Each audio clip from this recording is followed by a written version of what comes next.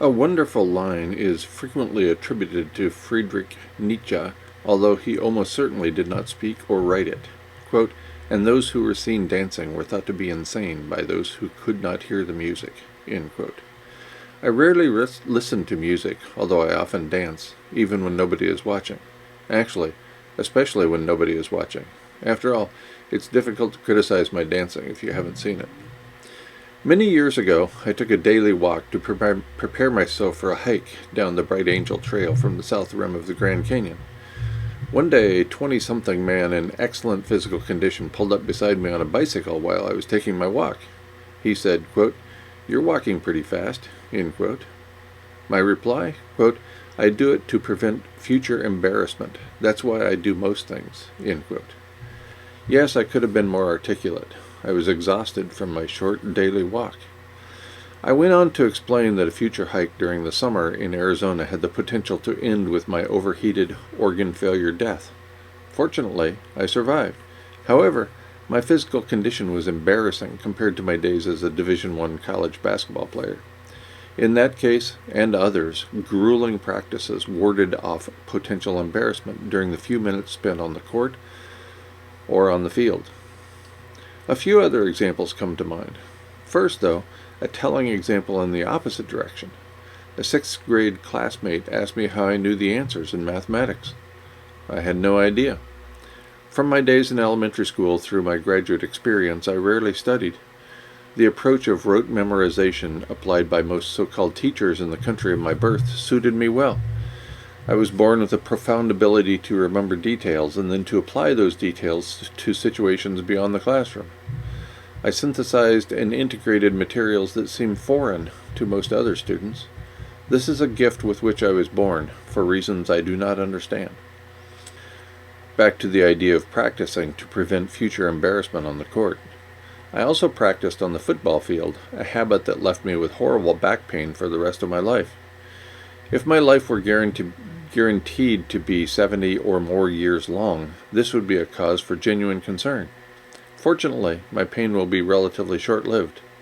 Unfortunately, my life will be relatively short-lived. I participated in dozens of workshops and courses during my many years on several college and university campuses. None were mandatory. I wanted to become the best teacher possible. In addition to participating in these workshops and courses early in my career, I later led several of them. I continued this pattern for many years after I was paid to teach. After leaving campus life, I delivered presentations and workshops on 4 continents to freely inform people what I knew. Early in my days as a graduate student, I recognized the importance of honesty. Collecting, transcribing, and analyzing data require a strong ethical foundation. Indeed, reliable knowledge, the desired result of the process of science, requires profound honesty at every step during each research project. Shortly after I left campus, I realized I was born to teach. Teaching is not merely what I do. Rather, a teacher is who I am.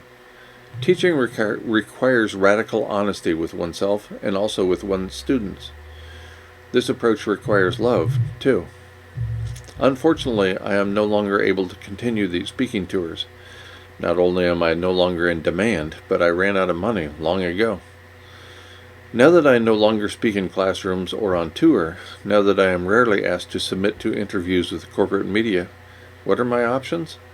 For better and worse, I have taken on the task of substitute teaching at the local high school. This decision is rooted in 2 related issues. First, a teacher is who I am. I can't seem to help myself. Second, and this is a tad embarrassing, I've run out of money. I can no longer pay the mortgage, buy vehicles, and live the kind of lifestyle to which I have become accustomed based on my ever-dwindling savings account and my lifelong frugality. As a result, I'll be informing high school students about science. This, of course, presumes the local high school will have me. A quick look at state test scores indicates 25% of students are proficient in mathematics. Only 45% are proficient in reading.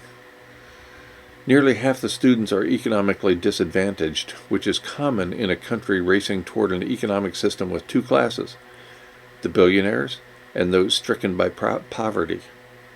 My experience racing from the upper middle class to poverty will undoubtedly prove useful in the classroom. If the website of the local high school is an honest indicator, then I will fit in well. The first words on the website describe the school. Quote, creating an inclusive community through personalized student engagement. We are a 9 through 12 school specializing in educating the whole student, focusing on the academic and life skills necessary for success. End quote. I spent many years on various campuses, quote, educating the whole student. End quote.